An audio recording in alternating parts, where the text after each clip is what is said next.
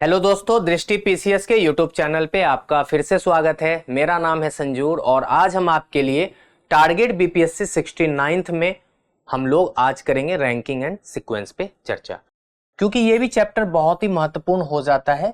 Exam में इससे एक प्रश्न पूछे जाते हैं तो हम लोग इसको भी आज देख लेंगे। एक्चुअल में बहुत आसान होता है, बट इसमें क्वेश्चंस क्या होता है ना, कई बार इतना घुमा के पूछ लेता है कि आप कंफ्यूज हो जाते हैं। तो हम इसको बहुत आसान तरीके से आज समझने का प्रयास करेंगे और कोशिश करेंगे कि इसको जल्दी से जल्दी समझ सके। तो देखिए, इसमें कोई खास फॉर्मूला नहीं होता, इसको हम लोग सीधे क्वेश्चन से समझने का प्रयास करेंगे और आपको कहीं ना कहीं एग्जाम में बहुत ही काम आएगा। इसको इस चैप्टर में कुछ क्वेश्चन जो भी पूछे जाएंगे बहुत ही काम आएगा। तो चलिए हम लोग सीधे क्वेश्चंस पे आएंगे, इसके ज्यादा हम लोग कॉन्सेप्ट को सीधे क्वेश्चंस में ही समझने की कोशिश करेंगे। तो पहला जो क्वेश्चन है ये देखिए, कुछ व्यक्तियों की एक पंक्ति में ए बाएं छोर से 26वें और दाएं छोर से 28वें स्थान पर बैठा है, तो उस पंक्ति में व्यक्तियों की कुल संख्या ज्ञात कीजिए। अब देखिए, मान लेते कुछ व्यक्ति है, एक व्यक्ति में एक पंक्ति में कुछ व्यक्ति बैठे हैं। ए जो है ना बायां, पहले ये समझिए इधर बायां है और इधर दायां है, इतना तो आप समझ पा रहे होंगे ना। ए जो है ना बाएं छोर से 26वें स्थान पे, मान लेते हैं यहां पे ए बैठा है इधर से, ठीक है ना ए, और दाएं छोर से 28वें स्थान पे है। फिर मान लेते ए जो है ना दाएं छोर से कितने स्थान पे है, 28वें स्थान पे है। तो एक ही व्यक्ति 26वें और 28वें स्थान पर क्यों है? क्योंकि एक बार वो बाएं से है, एक बार दाएं से। जब भी ऐसी स्थिति आए तो पंक्तियों में जो कुल संख्या होगी ना व्यक्तियों की, पंक्ति में कुल संख्या व्यक्ति की कितनी हो जाएगी? देखिए दोनों को जोड़िए, 26 + 28 और इसमें एक घटा दीजिए। तो देखिए 8 6 14, 2 2 4 1 5, अब -1 मतलब 53, और यही आपका सही जवाब होगा।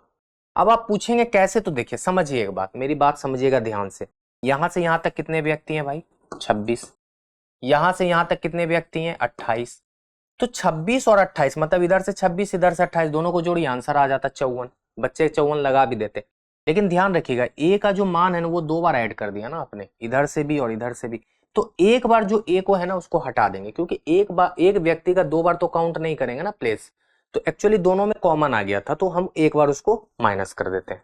इसी वजह से इसका फॉर्मूला एक तरह से समझ लीजिए कि ए का बाएं से और ए का दाएं से स्थान -1, ठीक है। तो सही जवाब है 53। रमन बाएं छोर से 18वें और अंकित के दाएं से 12वें स्थान पर है, जो दाएं छोर से 38वें स्थान पर है। यदि उन सभी का मुख उत्तर की ओर है तो पंक्ति में व्यक्तियों की कुल संख्या ज्ञात कीजिए। अब देखिए रमन जो है ना, अब यहां फिर से दायां बायां फटाफट लिख लीजिए क्योंकि बहुत काम देगा। बायां दायां, और सबका मुख उत्तर की ओर है तो हम सही लिखें, बायां दायां बिल्कुल सही है, क्योंकि मुख उत्तर की ओर है मतलब ऐसे फेस है। रमन बाएं छोर से 18वें, मान लेते रमन बाएं छोर से 18वें स्थान पर है। यहां पे रमन कहां से? बाएं छोर से, क्लियर। और अंकित के दाएं से 12वें स्थान पर है, मतलब यहां पे अंकित कहीं ना कहीं यहां पे होगा। ऐसा सोच लीजिए कि यहां पे अंकित है और इसके दाएं से 12वें स्थान पर है। इसका मतलब है कि बीच में कितना व्यक्ति है? 11 व्यक्ति है ना, 11, और ये 12वां नंबर ये हो गया। बीच में कितना व्यक्ति है? 11 व्यक्ति। देखिए सब ट्रिक है, समझते जाइएगा। क्लियर हो गया यहां तक? जो किसके बारे में है? अंकित के बारे में। अंकित क्या है? दाएं छोर से 38वें स्थान पर है। अब देखिए अंकित जो है ना वो दाएं छोर पे, जहां दाएं छोर से 38वें स्थान पर है, मतलब यहां से यहां कितने व्यक्ति हैं? 37 है, और 38वां नंबर पे अंकित है। अब एक बात समझिए, बहुत ध्यान से सुनिएगा। आपसे पूछा गया पंक्ति में व्यक्तियों की कुल संख्या। देखिए हम आपको बताते हैं, यहां से यहां कितना व्यक्ति है? 18, क्योंकि यहां से यहां की दूरी 18 है। क्यों? क्योंकि रमन बाएं से 18वें स्थान पर है। यहां से यहां इसके बीच में कितने व्यक्ति बैठे हैं? 11। मान लेते यहां से यहां 11 है और ये 12वां पोजीशन पे है ना, ये ठीक है ना, 12। और यहां फिर कितने बचे होंगे? 1 2 3 4 5 6 है ना। अब देख लीजिए यहां से यहां जोड़िए, देखिए 18 है, देखिए 1 2 3 4 5 6 7, फिर 11 7 18 हो गया ना। तो यहां पे इतना व्यक्ति किधर हो गया? 18, और इधर से 38, यहां से यहां 38 है।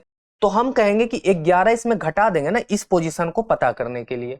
इस पोजीशन को पता करने के लिए हमको क्या करना पड़ेगा? 11 घटाना पड़ेगा तो हम यहाँ पे देख पा रहे हैं कि 38 यहाँ पे पहुंचा है और यहां से यहाँ कितना है, या 11 ना घटाना है तो आप ये सोच लीजिए कि यहां से यहाँ कितने व्यक्ति बैठे हैं।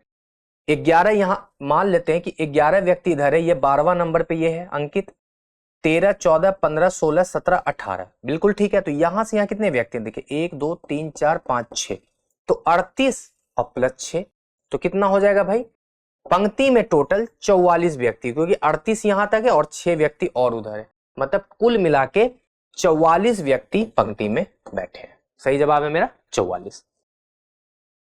उत्तर की ओर मुख करने वाले बच्चों की एक पंक्ति में के एच के बाईं से 15वें स्थान पर है, जो दाएं छोर से 22वें स्थान पर है। यदि पी बाएं छोर से 14वें और के दाएं छोर से 6वें स्थान पर है, तो उस पंक्ति में कितने बच्चे हैं। फिर से देखिए, उत्तर की मुख है, एक पंक्ति है, बना दीजिए पंक्ति, यहां पे लिख लीजिए बायां और ये दायां, ये फटाफट ये काम कर लेना चाहिए, गलती नहीं होती है इससे।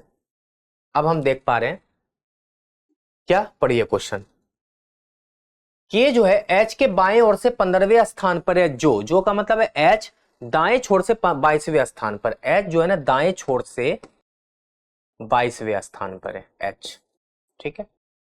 के जो है ना एच के बाईं और 15वें स्थान पर है, बाईं और 15वें स्थान का मतलब इधर है, तो 15वें स्थान का मतलब है कि मान लेते हैं यहां पे 14 व्यक्ति होगा, है ना, और यहां पे 15वें स्थान पे यहां से है ना 15वें कौन है, के, ठीक है, यहां से 15वें, बीच में 14, 15वां नंबर के हो गया। क्लियर हो गया।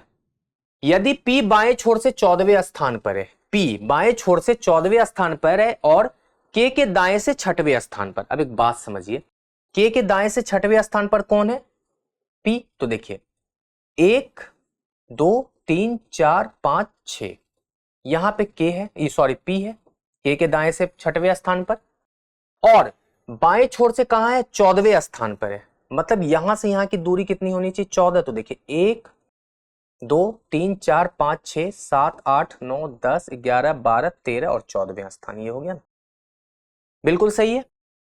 अब पूछा जा रहा है कि उस पंक्ति में कितने बच्चे हैं, तो देखिए बहुत आसान क्वेश्चन है। अब यहां पे एक बात समझिए, यहां से यहां तक कितने व्यक्ति हो गए, देखिए 1 2 3 4 5 6 7 8 9 10 11 12 13 14 15, 15 यहां हो गया, और आप वो भी छोड़िए, यहां से यहां के बीच का तो हमको पता ही है 14 व्यक्ति है, यहां से यहां के बीच का 14 व्यक्ति पता, और इधर के यहां पे काउंट कर लीजिए, देखिए 1 2 3 4 5 6 7 8 9, तो 14 प्लस 9, और इधर से ये 22वें स्थान पर ये है ना, यहां से यहां की दूरी 22 है ना, क्योंकि 22वें स्थान पर है, इसके बीच 14 व्यक्ति है ना, और यहां से यहां कितना व्यक्ति है, तो देख लीजिए इसके बीच है ना 14 व्यक्ति, तो इसको काउंट करना पड़ेगा ना, 1 2 3 4 5 6 7 8 9, तो जोड़ दिए 14 9 23, और 23 और 22 कितना हो जाएगा 45।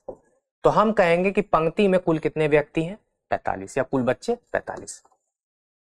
ये सब क्वेश्चन खूब एग्जाम में पूछा जाता है, आपको पहले से ही मतलब सोच लेना पड़ेगा, वो बहुत आसान सा क्वेश्चन है, कह सकते हैं कि मतलब बच्चों वाला क्वेश्चन है, बस आपको बनाने आना चाहिए। चलिए अगले क्वेश्चन को देखते हैं। लड़कों की एक पंक्ति में यदि ए जो बाएं से 10वें स्थान पर है, बी जो दाएं से 9वें स्थान पर है, अपना स्थान बदल लेते हैं, ए बाएं से 15वें स्थान पर हो जाता है, तो पंक्ति में कितने लड़के। अब एक बात बताइए, एक पंक्ति है, ए जो है दायां बायां तो आपको पता है, बायां इधर है लेफ्ट और इधर राइट, ए बाएं से 10वें स्थान पर है, ए बाएं से 10वें स्थान पर है, और बी दाएं से 9वें स्थान पर है, ठीक है ना, बी यहां है 9वें स्थान पर दाएं से, अपना अपना स्थान बदल लेते हैं, ए बाएं से 15वें स्थान पर हो जाता है, ए जो है वो बाएं से 15वें स्थान पर हो जाता है, मतलब अब यहां पे ए आ जाएगा ना, तो ये बाएं से 15वें स्थान पे हो जाएगा, ठीक है, और बी क्या है यहां आ जाएगा। अब एक बात समझिए, ये यहां से 15वें स्थान पर है और इधर से ये 9वें स्थान पर है, मतलब इधर से 9 व्यक्ति है और इधर से 15 व्यक्ति है, तो 15 9 24 नहीं हो जाएगा, और एक क्यों घटाएंगे, क्योंकि ये कॉमन प्लेस आ जा रहा है, तो 15 9 24 में एक गया 23, तो इसका ये बहुत साधारण सा क्वेश्चन था ये, ठीक है ना, तो 23 आंसर हो जाएगा। यदि संख्या 2 5 6 7 3 9 4 8 के अंकों को बाएं से दाएं आरोही क्रम में व्यवस्थित किया जाए, तो नई व्यवस्था में दाएं से चौथे और बाएं से तीसरे अंकों का योग क्या होगा। अब देखिए 2 5 6 7 3 9 4 8 दिया हुआ है, इसको कैसे बदलने बोल रहा है?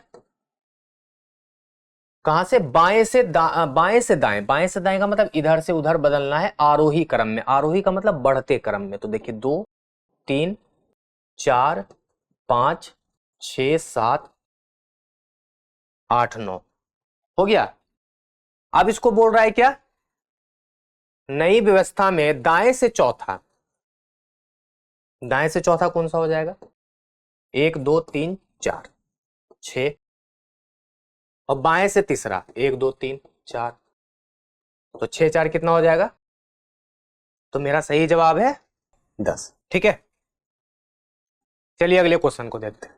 अलग अलग मोटाई की 5 पुस्तकें हैं।